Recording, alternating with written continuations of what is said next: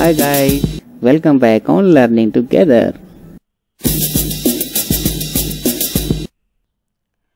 Welcome back friends. इस video में हम लोग राउंड टेबल कॉन्फ्रेंस और पूना पैक्ट के बारे में डिटेल में जानेंगे दोस्तों। एक्चुअली ये वीडियो पूरी तरह से पूना पैक्ट को ही लेकर बनाया है, बट ये पूना पैक्ट एक्चुअली गोलमेज सम्मेलन यानी कि राउंड टेबल कॉन्फ्रेंस से ही निकल के आया था, इसलिए आपको राउंड टेबल कॉन्फ्रेंस का थोड़ा सा ओवरव्यू देना जरूरी है। उसके बाद हम लोग पूना पैक्ट को देखेंगे और पूना पैक्ट से रिलेटेड जितने भी मल्टीपल चॉइस क्वेश्चन हमारे एग्जाम्स में प्रीवियस ईयर में आ चुके हैं उसे भी मैंने वीडियो के लास्ट में रखा है, तो आप लोग प्लीज़ इस वीडियो को पूरा देखें, स्किप ना करें। काफ़ी इम्पॉर्टेंट है ये आपके आने वाले एग्जाम्स के लिए। तो फ्रेंड्स, जैसा कि आप देख रहे हैं, जब हमारे देश में आज़ादी की जंग चल रही थी, आज़ादी की लड़ाई चल रही थी, उसी टाइम नमक सत्याग्रह भी चल रहा था। तो फ्रेंड्स, 1930 से पहले जब नमक सत्याग्रह चल रहा था उस टाइम अंग्रेज़ों को ऐसा एहसास हुआ कि अब उनका राज बहुत दिनों तक भारत में नहीं चल पाएगा, यानी कि भारतीयों को भी सत्ता में हिस्सा देना पड़ेगा, ऐसा उन्हें लग रहा था। इस चीज़ को ध्यान में रखते हुए लंदन में एक गोलमेज सम्मेलन का आयोजन किया गया, यानी कि राउंड टेबल कॉन्फ्रेंस का क्या किया गया, आयोजन किया गया और सबको वहाँ पे बुलाया गया उस राउंड टेबल पे, और सबकी सहमति से एक निष्कर्ष निकालने के लिए उन लोगों ने ये सम्मेलन किया। तो फ्रेंड्स, सबसे पहले हमें ये जानना होगा कि गोलमेज सम्मेलन की राउंड टेबल कॉन्फ्रेंस होता क्या है, क्योंकि भले ही राउंड टेबल कॉन्फ्रेंस क्या होता है ये एग्जाम में ना पूछा जाए, लेकिन इंटरव्यू में तो जरूर पूछा जा सकता है दोस्तों।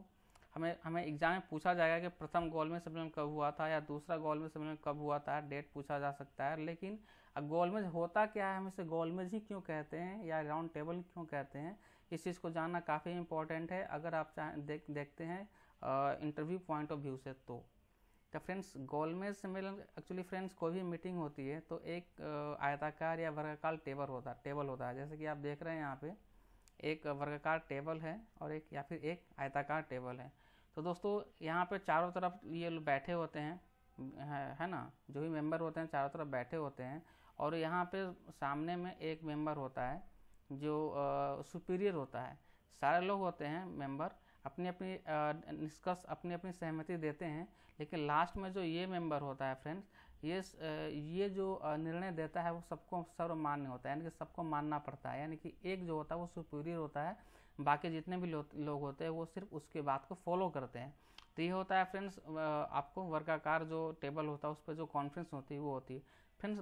बट जब ये जो गोलमेज यानी कि राउंडेड टेबल होता है, जैसे कि आप देख रहे हैं इस इमेज में, ये टेबल क्या है, एक राउंडेड टेबल है, और इस राउंडेड टेबल पर चारों तरफ लोग बैठे हुए हैं, और इसमें फ्रेंड्स जो भी निष्कर्ष निकलती है, जो भी बातें होती है, उनके व्यूज को, उनकी थिंकिंग को बराबर का वेटेज दिया जाता है, यानी कि सबकी बातों को सुनी जाती है और सब सम्मति से जो निष्कर्ष निकलता है उस पर वो अपने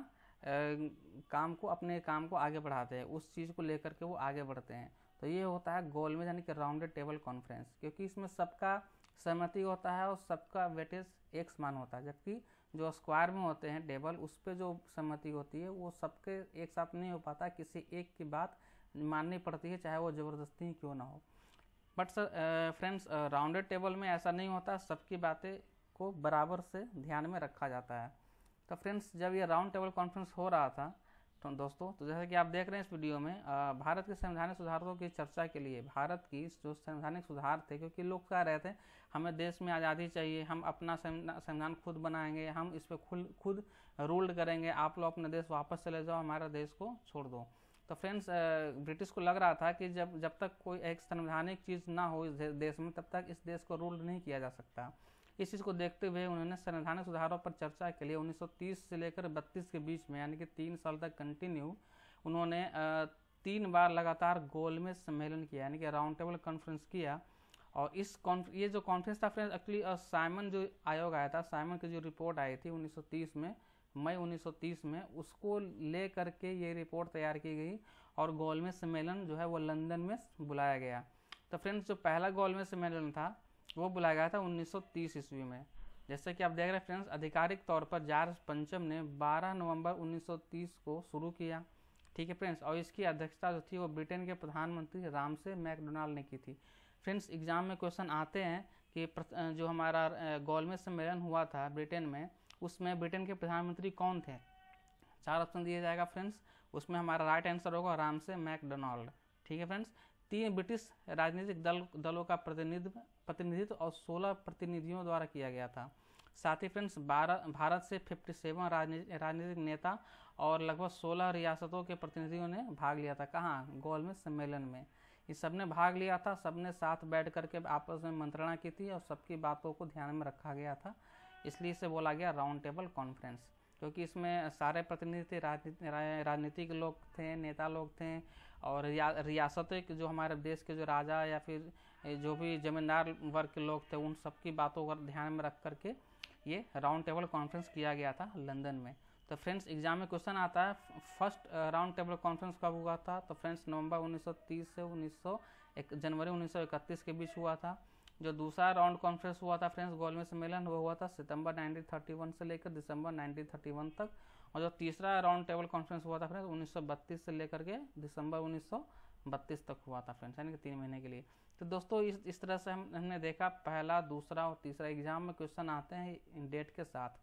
ठीक है दोस्तों, डेट पूछा जाता है या फिर पूछा जाता है 1931 सितंबर 1931 से दिसंबर 1931 के बीच में कौन सा गोलमेज सम्मेलन हुआ था, प्रथम, द्वितीय या फिर तृतीय, इस तरीके से।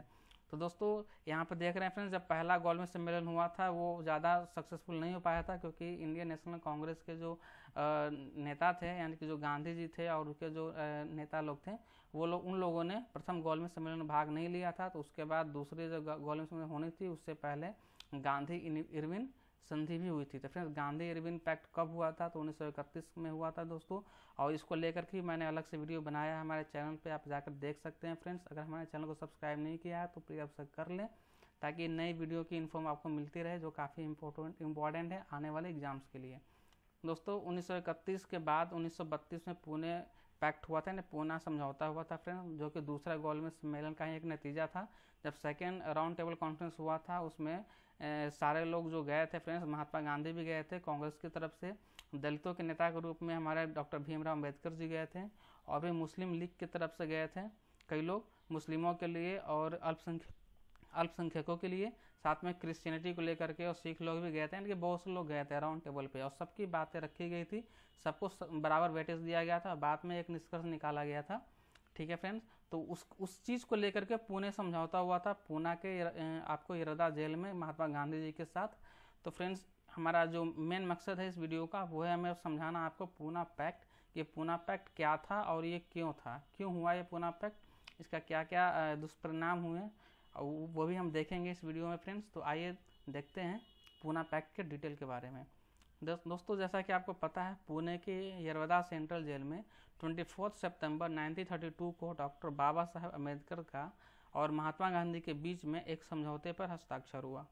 समझौता क्या था दोस्तों? पंडित मदन मोहन मालवीय और डॉक्टर BR अम्बेडकर, साथ में कुछ दलित नेता भी थे, उन लोगों ने इस समझौते पर हस्ताक्षर किए ताकि महात्मा गांधी का आमरण अनशन तोड़ा जा सके, क्योंकि वो मरते दम तक वो चाह रहे थे कि मैं बिल्कुल अनशन रहूँगा, कोई भी फास्टिंग में रहूँगा, जब तक मैं मर ना जाऊँ। क्यों फ्रेंड्स? क्योंकि उनकी कुछ मांगे थी, वो डॉक्टर भीमराव अम्बेडकर से कुछ मांग रहे थे, कुछ कहना चाह रहे थे, लेकिन डॉक्टर भीमराव अम्बेडकर उसकी बात को मानने के लिए बिल्कुल भी तैयार नहीं थे, क्योंकि डॉक्टर भीमराव अम्बेडकर को एक मिला था कम्युनल अवार्ड लंदन में, उन्हें एक ऑप्शन दिया गया था फ्रेंड्स, जो कि भीमराव अम्बेडकर को काफ़ी मजबूती दे रहा था दलितों के तरफ से, दलितों के लिए ये था। और इस चीज़ ये महात्मा गांधी नहीं चाहते थे कि दलितों को कम्युनल अवार्ड मिल सके, इसलिए उन्होंने आमरण अनशन पर बैठ गए थे उसी जेल के अंदर। उनकी मृत्यु होने वाली थी, काफ़ी कमज़ोर हो चुके थे, इस वजह से पूरे देश के लोग, जितने भी सवर्ण समाज के लोग थे, वो लोग भीमराव अम्बेडकर को काफ़ी प्रेशराइज कर रहे थे कि नहीं, उनका अनशन तोड़वा दिया जाए, आप उनकी बात मान लीजिए, आप कम्युनल अवार्ड को ख़त्म कर दीजिए, उसकी घोषणा को रद्द कर दीजिए, उसे मत फॉलो कीजिए, इस तरीके की बातें थी। भीमराव अम्बेडकर नहीं चाहते थे, फिर भी उन्होंने मजबूरी में उनके अनशन को तुड़वाने के लिए उन्होंने कम्युनल अवार्ड की जो घोषणा थी उसको क्या किया, उन्होंने रद्द कर दिया दोस्तों, और इस तरीके से उन्होंने महात्मा गांधी के आमरण अनशन को तुड़वाया। तो फ्रेंड्स इसके साथ जो पैक्ट हुआ, जो समझौता हुआ महात्मा गांधी और भीमराव अम्बेडकर के बीच में, उसी समझौते को का नाम दिया गया पूना पैक्ट, यानी कि वही हमारा पूना पैक्ट। तो फ्रेंड्स पूना पैक्ट आप लोगों ने समझ लिया क्या था फ्रेंड्स। आपको मन में होगा फ्रेंड्स कि आखिर गांधी जी ये आमरण अनशन कर क्यों रहे थे और उन्हें पूना पैक्ट से क्या मिला। तो दोस्तों आइए देखते हैं पूना पैक्ट से क्या हुआ क्या नहीं हुआ। तो फ्रेंड्स जब हम आपको पता है फ्रेंड्स कि जब दूसरा गोलमेज सम्मेलन हुआ था यानी कि सेकेंड राउंड टेबल कॉन्फ्रेंस हुआ था फ्रेंड्स, उस टाइम वो कहाँ हुआ था, लंदन में हुआ था। उसमें गांधी जी कांग्रेस का नेतृत्व कर रहे थे। तो friends second round table conference में जब ये विचार विमर्श किया गया उसके फलस्वरूप जो निष्कर्ष निकला फ्रेंड्स, उन्होंने निकाला कम्युनल अवार्ड। ब्रिटिश लोगों ने कम्युनल अवार्ड की घोषणा की। ठीक है फ्रेंड्स, क्योंकि भीमराव अंबेडकर ऑलरेडी ये बात उठा रहे थे कि राजनीति में भी प्रतिनिधित्व चाहिए, किसको, दलित वर्ग को, ताकि दलित वर्ग भी राजनीति में आए, वो भी अपने वर्ग को आगे बढ़ाने के लिए उनका नेतृत्व करें।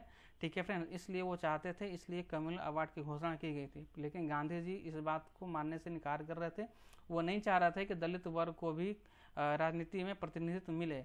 ठीक है फ्रेंड, ये तो बहुत गलत बात है, गांधी जी गलत कर रहे थे। लेकिन अब क्या किया जाए फ्रेंड्स, इस मांग को मानते हुए दलित वर्ग को 2 वोटों का अधिकार मिला था।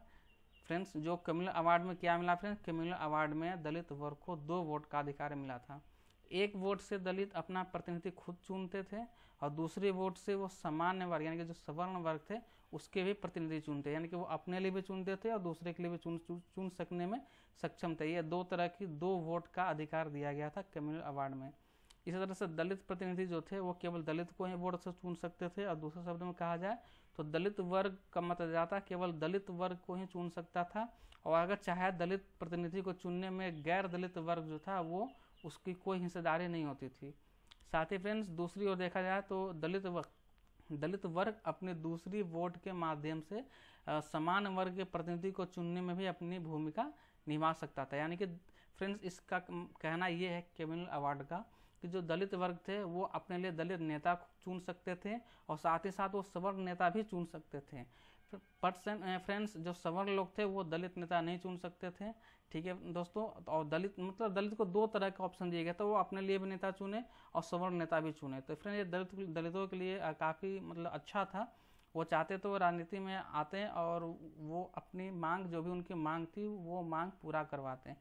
तो दोस्तों इस चीज़ के बिल्कुल खिलाफ हो गया था महात्मा गांधी। वो चाह रहे थे कि नहीं, उन्हें कम्युनल अवार्ड की जो घोषणा की गई है अंग्रेज़ों द्वारा, जो दिया गया है बाबा साहब अम्बेडकर को, वो उस चीज़ को त्याग दें, वो कम्युनल अवार्ड को त्याग दें और इस चीज़ को ले। इसी वजह से उन्होंने आमरण अनशन शुरू कर दिया और लास्ट में बाबा साहब अम्बेडकर को मजबूरी में उनके अनशन को तोड़वाने के लिए इस कम्युनल अवार्ड की घोषणा को रद्द करना पड़ा।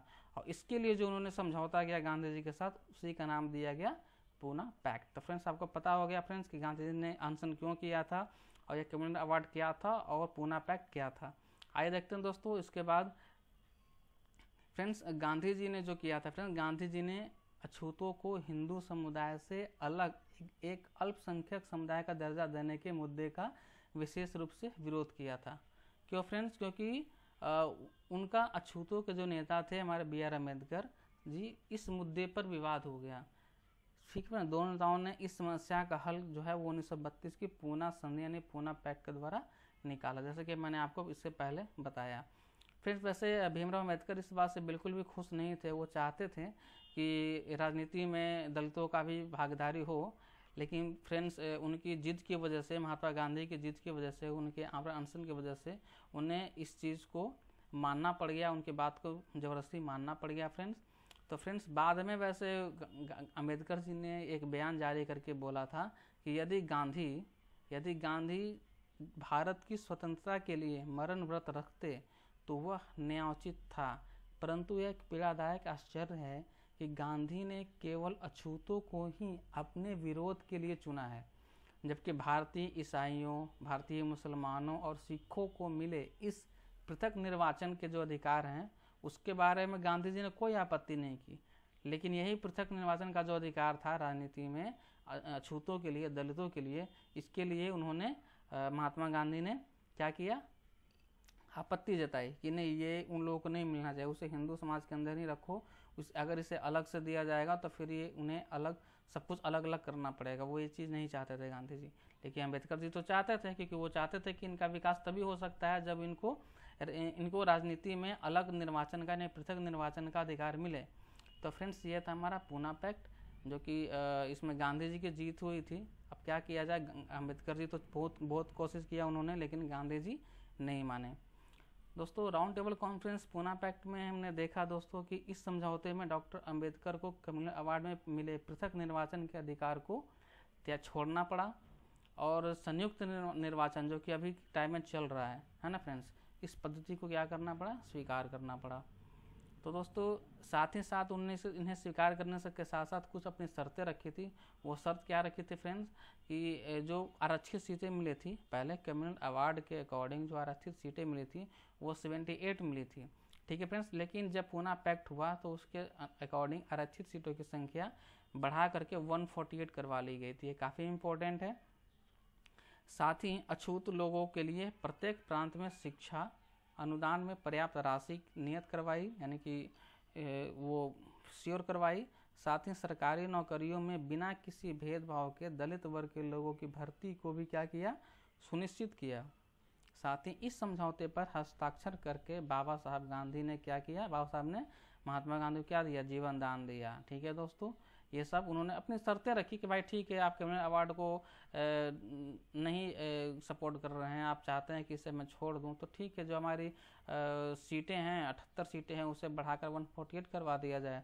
जो अछूत लोग हैं उनको शिक्षा में पर्याप्त राशि अनुदान की को सियोरिटी दी जाए, सरकारी नौकरियों में उन्हें बिना भेदभाव के उनके भर्ती को दलित लोगों की भर्ती को सुनिश्चित किया जाए। इन सब चीज़ों को लेकर के, इन सब कंडीशन के साथ बाबा साहब भीमराव अम्बेडकर ने गांधी जी की बातों को माना और उन्होंने उसे जीवन दान दी है। तो फ्रेंड्स वैसे भी अम्बेडकर इस समझौते से असमाधान थे, खुश तो नहीं थे, लेकिन फिर भी उन्होंने गांधी के इस अनशन को अछूतों को उसके राजनीतिक अधिकारों से वंचित करने और उन्हें उसकी मांग से पीछे हटने के लिए दबाव डालने के लिए गांधी द्वारा खेला गया एक नाटक करार दिया था। उन्होंने बोला था कि ये नाटक कर रहे हैं, ये तो ज़बरदस्ती अपनी बात मनवाने के लिए गांधी जी ऐसा कर रहे हैं। तो ये तो खैर उनकी अपनी थिंकिंग थी, उन्होंने ऐसा कहा था।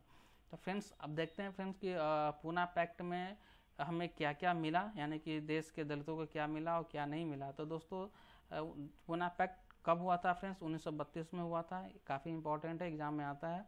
दलित वर्ग के लिए पृथक निर्वाचक मंडल समाप्त कर दिया गया तथा व्यवस्थापिका सभा में अछूतों के साथ हिंदुओं के अंतर्गत ही सुरक्षित रखे गए। ये एक फर्स्ट पॉइंट हुआ फ्रेंड्स, ठीक है। दूसरा फ्रेंड्स हमारे पास कि प्रांतीय विधानमंडलों में दलितों के लिए आरक्षित सीटों की संख्या 78 से बढ़ाकर 148 कर दी गई। नेक्स्ट पॉइंट है मद्रास में 30, बंगाल में 30, मध्य प्रांत एवं संयुक्त प्रांत में 20-20, बिहार एवं उड़ीसा में 18, बम्बई एवं सिंध में 15, पंजाब में 8, असम में 7 स्थान दलितों के लिए क्या किए गए, सुरक्षित किए गए। इसके साथ साथ फ्रेंड्स केंद्रीय विधानमंडल में दलित वर्ग को प्रतिनिधित्व देने के लिए संयुक्त व्यवस्था की क्या किया गया, मान्यता दिया गया। साथ ही दलित वर्ग को सार्वजनिक सेवाओं तथा स्थानीय संस्थाओं में उसकी शैक्षणिक योग्यता के आधार पर उचित प्रतिनिधित्व देने की व्यवस्था की गई। ये सब कुछ उन्होंने पूना पैक्ट में किया। ये सब शर्तें आपको भीमराव अम्बेडकर जी की थी, जिसको उन्होंने कहा कि ठीक है हम आपकी बात मान लेते हैं, तो आपको भी मेरी कुछ बातें हैं, छोटे छोटे पॉइंट्स हैं, उसे भी आपको माननी होगी। और ये जो समझौते हुए महात्मा गांधी और अम्बेडकर के बीच में, इसी को बोला गया पूना पैक्ट। उससे ये सारी चीज़ें निकल के सामने आई। अब फ्रेंड्स हम लोग देखते हैं मल्टीपल चॉइस क्वेश्चन जो कई बार एग्जाम में आ चुके हैं पूना पैक्ट को लेकर के। दोस्तों अगर वीडियो अच्छा लग रहा हो तो प्लीज़ आप इस वीडियो को अपने फ्रेंड सर्कल में, चाहे फेसबुक हो या व्हाट्सअप हो, आप इसे ज़्यादा से ज़्यादा शेयर करें ताकि और लोग तक भी पूना पैक्ट समझ में आए। और जो हमारे प्रीवियस ईयर के क्वेश्चन हैं उसे भी देखते हैं दोस्तों। जैसे कि हमारा पहला सवाल है, अगस्त 1932 में पहली बार रामसे मैकडोनाल्ड के सांप्रदायिक पंचायत द्वारा एक अलग निर्वाचक समूह बनाया गया था। किसके लिए बनाया गया था फ्रेंड्स? मुसलमानों के लिए, भारतीय ईसाइयों के लिए, एंग्लो इंडियंस के लिए, फिर अछूतों के लिए। दोस्तों ये आपको पता है, देख ये 42 जो बीपीएससी प्रीलिम्स एग्जाम 1997 में आया था, ये क्वेश्चन ऑलरेडी आ चुका है। तो फ्रेंड्स इसका राइट आंसर होगा ऑप्शन नंबर डी, अछूतों के लिए। क्योंकि रामसे मैकडोनाल्ड ने जो सांप्रदायिक पंचायत बनाया था, है ना, अलग निर्वाचक समूह के लिए, वो बनाया था दोस्तों अछूतों के लिए, यानी कि दलित वर्ग के लिए। तो इसका राइट आंसर होगा option number D. Next question है, महात्मा गांधी ने पहला आमरण अनशन कब शुरू किया था? ठीक है दोस्तों, 4 ऑप्शन दिए गए, कम्युनल अवार्ड के समय, कलकत्ता के दंगों के टाइम, जलियांवाला बाग दुर्घटना के समय, या फिर दिल्ली के दंगों के दौरान। फ्रेंड्स ये भी एग्जाम उत्तराखंड पीसीएस 2010 में आ चुका है। इसका राइट आंसर होगा ऑप्शन नंबर ए, कम्युनल अवार्ड के समय। जब कमल अवार्ड दिया जा रहा था फ्रेंड, उसी समय महात्मा गांधी ने आमरण अनशन शुरू किया था। वेरी इंपॉर्टेंट है, एग्जाम में पहले आ चुका है और आगे के एग्जाम में भी आ सकता है। अगला सवाल है फ्रेंड्स, पुणे संधि में क्रमशः दलित वर्ग को सांप्रदायिक पुरस्कार के लिए कितनी सीटें दी गई थी? ये ऑलरेडी 47 बीपीएससी प्रीलिम 2005 में आ चुका है। इसके 4 ऑप्शन दिए गए फ्रेंड्स, 74 से 79, 71 से 147, 78 से 80 या फिर 78 से 69। फ्रेंड्स का राइट आंसर होगा ऑप्शन नंबर बी, 71 से 147। एक्चुअली यहाँ पे 148 होगा, but friends bye printing mistake है यहाँ पे। इसका राइट आंसर होगा ऑप्शन नंबर बी, 71 से 148। नेक्स्ट क्वेश्चन है फ्रेंड्स, पुना समझौते का उद्देश्य क्या था? 4 ऑप्शन दिए गए, हिंदू मुस्लिम एकता, दलित वर्ग का प्रतिनिधित्व, राजा को विशेषाधिकार या फिर दोहरे शासन पर पुनर्विचार। फ्रेंड्स का राइट आंसर होगा ऑप्शन नंबर बी, दलित वर्ग का प्रतिनिधित्व, क्योंकि ये already BPSC prelim 2004 UP PCS 1997 में आ चुका है। नेक्स्ट क्वेश्चन है फ्रेंड्स, इनमें से किसने ऐतिहासिक 1932 के पूना समझौता पर हस्ताक्षर किए थे? दोस्तों आपको लेफ्ट साइड में देख रहा होगा, इंग्लिश में भी क्वेश्चन दिए गए हैं। आप चाहे तो इंग्लिश वाले क्वेश्चन को भी देख करके पढ़कर उसको भी सॉल्व कर सकते हैं। तो फ्रेंड्स इसका राइट आंसर होगा ऑप्शन नंबर 4 ऑप्शन दिए गए हैं, B R Ambedkar, Madan Mohan Malviya, C Rajagopalachari, M K Gandhi. Right answer होगा friends option number D, M K Gandhi, यानी कि महात्मा गांधी, है ना। पूना समझौता पर किसने हस्ताक्षर नहीं किए थे? तो इस फ्रेंड्स बी आर अम्बेडकर ने किया था, पंडित मदन मोहन मालवीय ने भी किया था, सी राजगोपालाचार्य ने भी किया था। गांधी जी की वो बीमार थे, वो फास्टिंग में थे और वो जेल के अंदर थे, काफ़ी कमज़ोर थे, उन्होंने इस पर हस्ताक्षर नहीं किए थे। तो राइट आंसर होगा option number D, M K Gandhi. ये ऑलरेडी यूपी पीसीएस 2001 में आ चुका है। फिर नेक्स्ट क्वेश्चन है friends, all India untouchability league बाद में जिसका नाम बदलकर हरिजन सेवक संघ हुआ, इसके प्रथम अध्यक्ष इनमें से कौन थे? 4 ऑप्शन दिए गए दोस्तों, B R Ambedkar, G D Birla, Jyotiba Phule या फिर M K Gandhi. Right answer होगा friends option number B, G D Birla. ये यूपी पीसीएस मेंस 2006 में आ चुका है।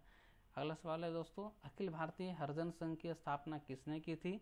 4 ऑप्शन दिए गए हैं, महात्मा गांधी, डॉक्टर भीमराव अंबेडकर, नारायण गुरु या फिर विवेकानंद। राइट आंसर होगा फ्रेंड्स ऑप्शन नंबर, हरिजन संघ की स्थापना किसने की? तो ऑप्शन नंबर ए हमारा हो जाएगा कि हरिजन संघ की स्थापना महात्मा गांधी ने की थी। ठीक है फ्रेंड्स, ये भी क्वेश्चन आ चुका है उत्तराखंड पीसीएस 2006 में। नेक्स्ट क्वेश्चन है, दलित वर्गों का संघ स्थापित किया गया था, किसने किया था फ्रेंड? दलित वर्गों का संघ डॉक्टर भीमराव अंबेडकर द्वारा, जगजीवन राम द्वारा, एनएस काजरोलकर द्वारा, फिर महात्मा ज्योतिबा फुले द्वारा। फ्रेंड्स अगर वीडियो अच्छा लगा तो प्लीज़ आप लाइक जरूर करना दोस्तों। अगर कोई दिक्कत हो कहीं पे तो आप हमें कमेंट करके बता सकते हैं, हम उसे सुधारने की कोशिश करेंगे। और फ्रेंड्स अगर वीडियो अच्छा लगे फ्रेंड्स तो प्लीज़ आप जैसे जहाँ तक हो सके ज़्यादा से ज़्यादा शेयर करें अपने फ्रेंड्स के बीच, और इस चैनल को जरूर सब्सक्राइब करें दोस्तों, ताकि नए वीडियो की इन्फॉर्मेशन आपको मिलता रहे। तो फ्रेंड्स इसका राइट आंसर होगा option number A, doctor Bhimrao Ambedkar. दलित वर्गों का संघ ये किसने स्थापित किया था दोस्तों? ये डॉक्टर भीमराव अंबेडकर ने स्थापित किया था। ये क्वेश्चन ऑलरेडी आ चुका है यूपी पीसीएस 2000 ईस्वी में। तो फ्रेंड्स ये सारे के सारे क्वेश्चन ऑलरेडी आ चुके हैं, काफ़ी इंपॉर्टेंट है फ्रेंड्स। तो आप इसको ध्यान रखना दोस्तों। वीडियो देखने के लिए आपका बहुत बहुत धन्यवाद। आपका दिन शुभ हो। Thank you.